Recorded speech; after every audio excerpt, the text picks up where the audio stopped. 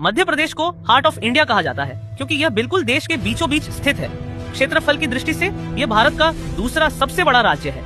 इसके चारों ओर महाराष्ट्र, गुजरात, राजस्थान, उत्तर प्रदेश और छत्तीसगढ़ राज्य स्थित हैं। अगर शहरों की बात करें, भोपाल अपनी 1984 गैस लीकेज के लिए याद रखा जाता है। यहाँ का रानी कमलापति रेलवे स्टेशन भारत का पहला प्राइवेट रेलवे स्टेशन है। सिंगरौली कोयले का सबसे बड़ा भंडार देता है, जबकि पन्ना अपनी हीरे की खदानों के लिए मशहूर है।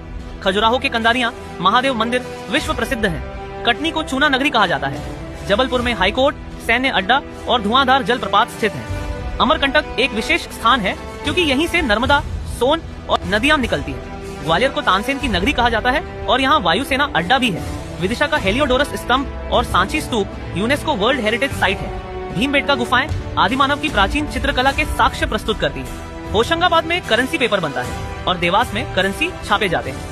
उज्जैन शिप्रा नदी के किनारे बसा है और महाकाल मंदिर तथा कुंभ मेले के लिए विश्व प्रसिद्ध है।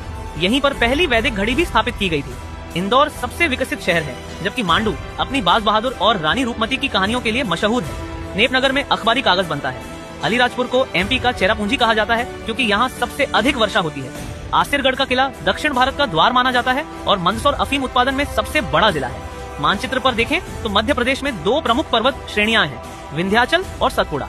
विंध्याचल बीच में है, सतपुड़ा दक्षिण की ओर समानांतर चलती है। और नदियों में सबसे महत्वपूर्ण नर्मदा नदी है जो अमरकंटक से निकलकर अरब सागर में मिलती है। ताप्ती नदी भी अरब सागर में जाती है।